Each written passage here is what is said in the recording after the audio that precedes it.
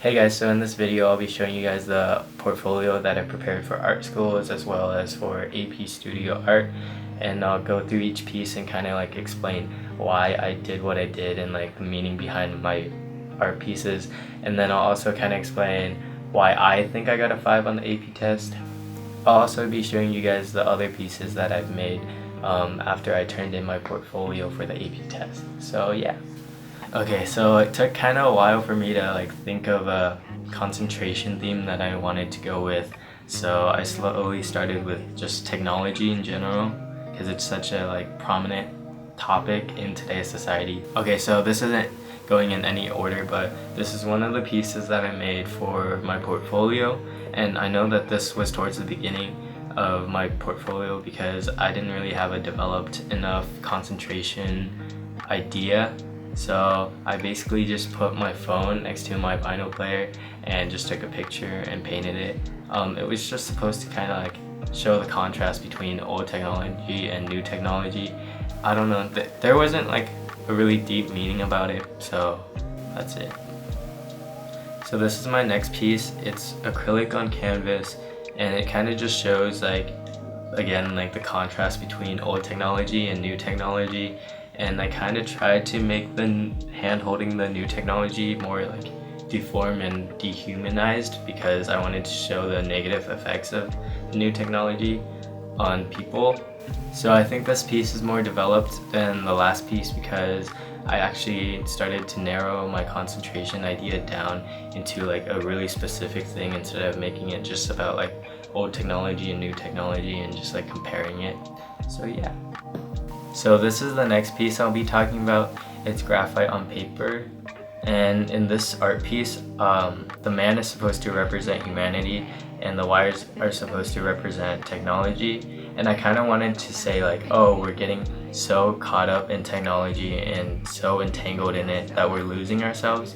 So what I did was I went on Photoshop and I took the reference and I shifted over the man's body into parts, so that would show how we're kind of like losing ourselves. And then the man is like an old man, so it kind of also shows the deteriorating effects of technology on humanity. So yeah. This next piece is watercolor and paper. It kind of has the same meaning as the last piece, but this piece puts more emphasis on loss of identity. It's supposed to be a mirror that's cracked and fractured right through his face, so like you can't tell who he is. And in between that fracture, it's him but reversed. He kind of represent like confusion, so like he doesn't even know who he is himself. And the technology in this picture or art piece is represented by the motherboard in the background. And even though it's a human body, the colors are weird and kind of off to kind of represent how technology is deteriorating the human body. So yeah, I just know this was towards the end of my portfolio. It was one of like my later works, so I was in a hurry to like finish it and turn it in by the time of the AP test. So I know I could have made like the crack in the mirror better, but yeah, that's it. So this is the next piece I'll be talking about. It's graphite on paper, and it kind of just like addresses the problem of how little humanity there is left and how there's so many negative effects that are caused by technology. And so this woman's like holding this thin piece of paper that represents her face, while underneath she's being like overtaken by technology, which is represented by this motherboard. And it also addresses like the problem of loss of identity and how people create like this fake persona that's not who they really are, just to make their lives seem so perfect online when in reality it's not. So yeah, I just know like I did this towards like the end of my portfolio where I didn't really have time, so I did this and another piece all in one night, so this probably took like 30 minutes, and so yeah. So this next piece is watercolor on paper. It was towards the beginning of my concentration, so I didn't really know what I was gonna do except for show like the negative effects of technology on humanity. So like for this piece, you can obviously tell that like the industrial technology is really producing like a mass amount of pollution that really affects like the plants nearby as well as the people.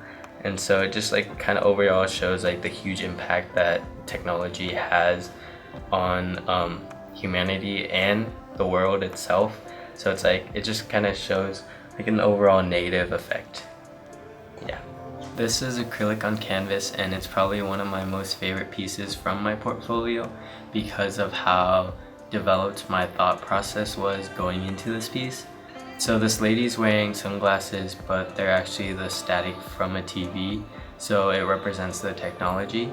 And I wanted to kind of portray how much we're focused on technology that we're becoming so oblivious to everything else, which is why everything around her is black and white. And I also wanted to address the problem of how we think that technology is allowing us to become more connected, but it also causes us to become more isolated. And so I thought of that as in like, I thought of like in a crowd in New York, someone would be on their phone and they wouldn't be paying attention to anything happening around them. So yeah, this is probably one of my favorite pieces. So this is the last piece I'll be talking about in my portfolio. It's made out of watercolor colored pencils and watercolor on paper, and it doesn't really have like a deeper meaning. It has a more literal meaning. It portrays like how technology is taking over humanity. And for this piece, I kind of just wanted to experiment with my skills on watercolor as well as the colors. So I went on Photoshop and I edited the colors and to what they are right now, which is like kind of supposed to represent like the bad and the good effects of technology conflicting. Okay, so those were some of my pieces from my AP Studio Art portfolio, and honestly I think I got a 5 because of my technical skills rather than my creativity, because some of them were not creative at all, and I'm not really proud of those ones, but there were some that I was pretty happy about. For me at least, I think it was more based on how skillful I was in different mediums rather than creativity. So yeah. Now I'll show you guys some of the pieces that I made after I finished my portfolio on the AP test. This piece was actually for a contest for the Young Arts exhibit in the San Diego Museum of Art, and their theme was Beyond the Ordinary, so I wanted to take like a normal still life and turn it into something different. And also I chose to try out oils for the first time on this piece. So yeah. For the background, I used quick and loose up and down brush strokes and side to side brush strokes to kind of suggest motion in the still life. And then for the rest of the piece, I just kind of like used lots of paint and blobbed it on top of each other instead of blending the paint together. But I liked how this piece turned out, and I'll probably try to practice like actual oil by blending the paint together on another piece sometime soon. So this is another piece that I finished after I finished my portfolio. It's acrylic on canvas, and this is actually a photo reference from an Instagram post of my friend Tracy's photo. And I used my own hand as the reference for this hand, and I just thought that the colors turned out really cool, and I liked to play with like the flowers, even though I could have put more time into the flowers to make them actually look better. But I'm pretty happy about how it turned out.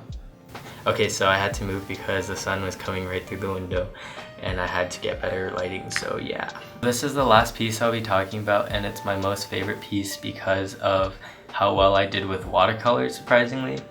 And it's actually a photo that I took of my friend Olivia, and I painted it. And so yeah, I decided to put more detail in the face and the clothes rather than the background and underneath like the flowers in the photo because of how focused I wanted her face and her clothes to be. That's it. Okay, so those were all my pieces. I didn't decide to apply to art school because of how expensive it was at the time and how little time I had to apply to them because I was busy applying to other schools. I don't really regret not applying to art school because I felt like at the time the people that were at the art schools were like super competitive, and I didn't want to surround myself with all like these art people and just have such a competitive environment. I kind of wanted to go to a public school and have people in different majors and kind of like find different friends rather than just have art friends. As of right now, I go to CSULB, which is California State University of Long Beach, and I'm majoring in animation, and I'm kind of excited to see what I'll create later on, but right now I'm taking foundation classes, which are okay. But yeah, I'm pretty happy with what I'm doing right now because I'm kind of like focusing on YouTube, and I'm focusing on my own things and focusing on my own art when I do actually have free time, and I'm focusing on creating art for the classes themselves. So I hope you guys like this art video because I just wanted to talk about my art career and where that's going and what I was doing as of right now. And so yeah, thanks for watching. Bye!